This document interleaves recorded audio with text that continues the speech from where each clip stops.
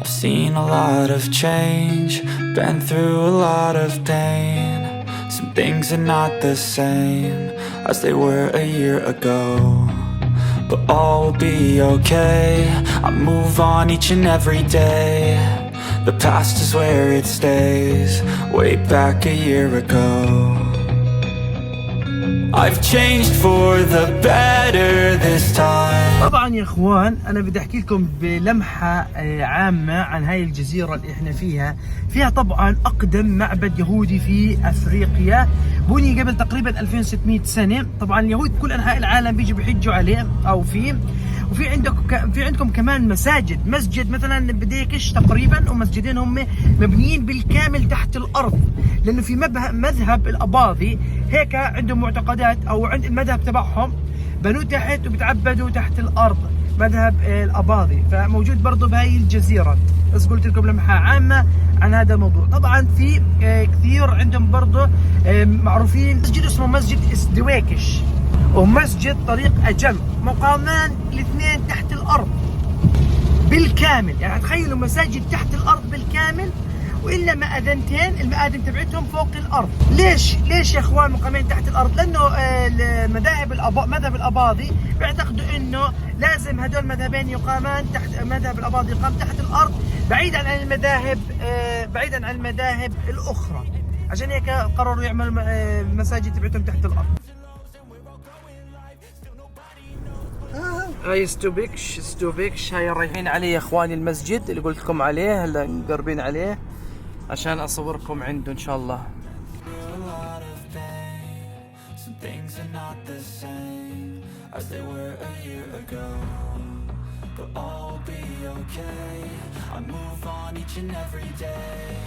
طبعا يا اخوان احنا داخلين على المسجد تحت الارض، شوفوا كيف، هيو قربنا له.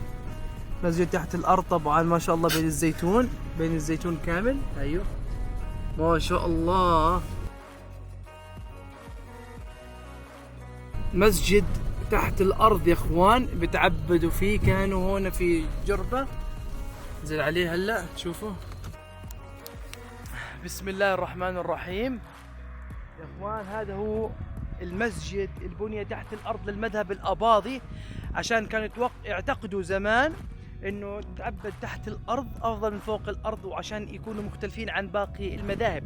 حبيت اجيبكم هون. طبعا منطقة حوالينا كلياتها زي ما انتم شايفين شجر زيتون كاملة، هي شوية بعيدة عن الشارع العام تقريبا 50 متر، وارضه ترابية. ندخل نصلي طبعا في العصر.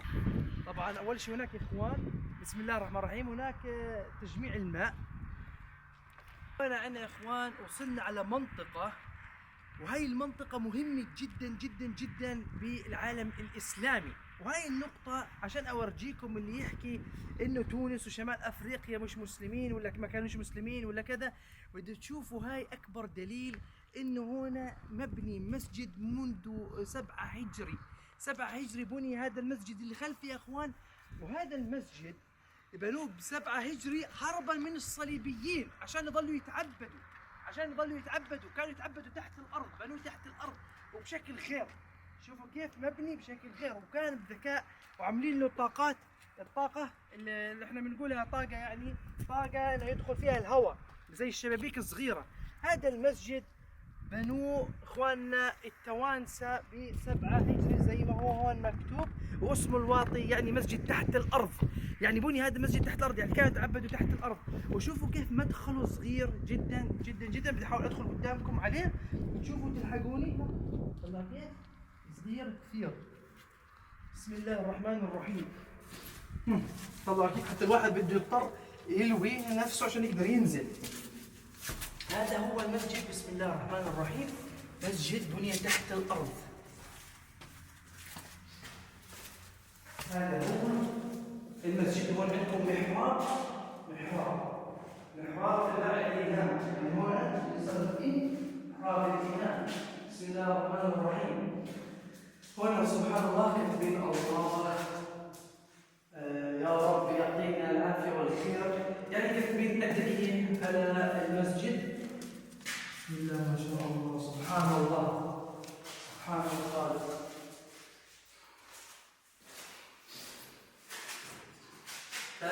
الاسلام دخل تونس من زمان، بس عندهم مسجد القيروان انا جيت عليه قبل حوالي 6 شهور، عملنا الميلاد النبوي الشريف، احتفلنا فيه احتفال كبير كثير كان اذا بتتذكروا قبل حوالي 6 شهور، وهنا رجعنا وما زلنا بنكتشف في تونس، كل مره بنكتشف شيء. وراح نصلي هون هلا.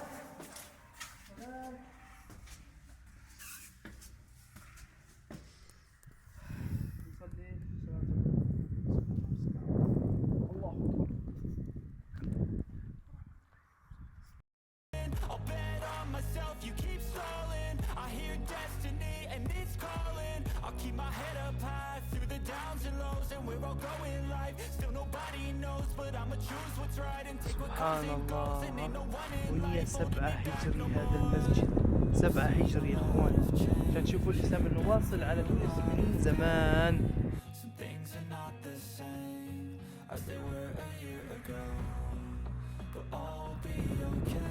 وهيك بكون خلصنا من هاي المنطقة، وهسه نرجع على تونس، نكون خلصنا حتى من جربة، وراح اخذ لكم بعض اللقطات واحنا طالعين من هذا المكان الرائع. اوكي، الحمد لله ان محظوظين ان شفنا مكان زي هذا يا اخوان، وكيف كانوا يتعبدوا زمان ب7 هجري. تخيلوا وين. هسه ننطلق ونرجع تونس ان شاء الله.